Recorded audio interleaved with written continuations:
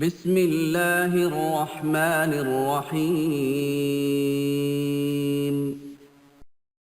السلام علیکم ورحمۃ اللہ وبرکاتہ۔ ویورز، آپ کو آپ کے اپنے چینل ازمودہ وظیفہ میں خوش آمدید کہتے ہیں۔ اہلا و سہلا و مرحبا۔ اللہ تعالیٰ سے امید کرتے ہیں آپ خیریت سے ہوں گے۔ یہ دعا کرتے ہیں جہاں رہیں خوش رہیں، سلامت رہیں، خوشیاں سمیٹتے رہیں، مسکراہٹیں پہ کھیرتے رہیں۔ ویورز، بہت سے لوگوں ہمیں یہ کہا ہے کہ ہمارے بچے رات کو بستر پر پیشاب کر جاتے ہیں اور ان کی بڑی عمریں ہو گئی ہیں۔ آپ جانتے ہیں کہ بعض دفعہ ایسا ہوتا ہے کہ بچوں کی عادت ہوتی ہے کہ وہ اپنے بستر کے اوپر پیشاب کر جاتے ہیں، یا کسی کے گھر جاتے ہیں تب بھی وہاں بستر کے اوپر پیشاب کر جاتے ہیں۔ تو یہ والدین کے لیے یہ بڑی پریشانی ہوتی ہے۔ بعض چھوٹے بچے ہوتے ہیں، چلے ان کو تو پیمپر پہنا دیے جاتے ہیں، لیکن کچھ تھوڑے سے بڑے ہوتے ہیں تو ان کی جو بچپن کی جو عادت ہوتی ہے وہ ایسے ہی ہوتی ہے۔ تو اس عادت کا چھڑانے کا کیا طریقہ ہے، کیا وظیفہ ہے؟ یعنی یہ ایسی ایک عادت ہے کہ جو گھر والوں کے لیے، والدین کے لیے اور سب گھر والوں کے لیے، بالخصوص والدہ کے لیے بڑی ایک تکلیف دہ ہوتا ہے، اور اس کے لیے بڑی پریشانی کا اس کو بڑی پریشانی کی سامنا کرنا پڑتا ہے۔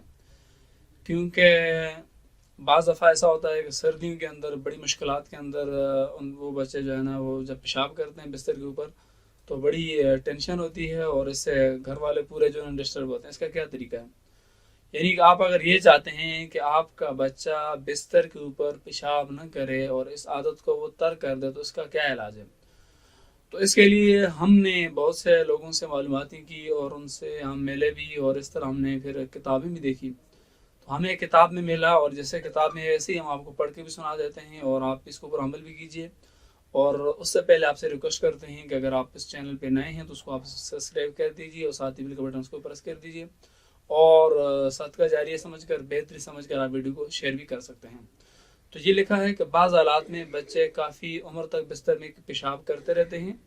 اس کا علاج یہ ہے کہ جب بچہ رات کو گہری نیند سو جائے تو اس کے قریب سرہانے کی طرف بیٹھ کر اتنی آواز سے بچے کی نیند خراب نہ ہو، یعنی اتنی زیادہ آواز بھی نہ ہو، اور جب بچہ گہرے نیند سو جائے رات کو تو اس کے سرانے بیٹھ کر آپ سورۃ البقرہ کی پہلی آیت، یعنی الف لام میم ذالک الکتاب لا ریب فیہ ھدی للمتقین الذین یؤمنون بالغیب ویقیمون الصلاۃ ومما رزقناہم ینفقون تک آپ 21 مرتبہ پڑھیں، اور 21 روز اس کو آپ پڑھیں۔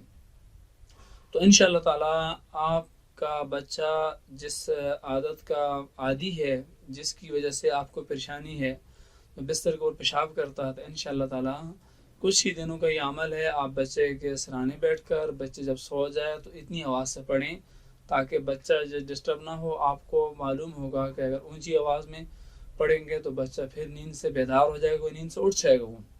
اور زیادہ آپ سلولی آواز میں، یعنی بہت ہلکی آواز میں آپ پڑھیں گے تو بچہ سنے گا بھی نہیں۔ اتنی آواز سے پڑھیں بچے کے کان تک آواز جائے اور بچہ نیند سے بیدار نہ ہو۔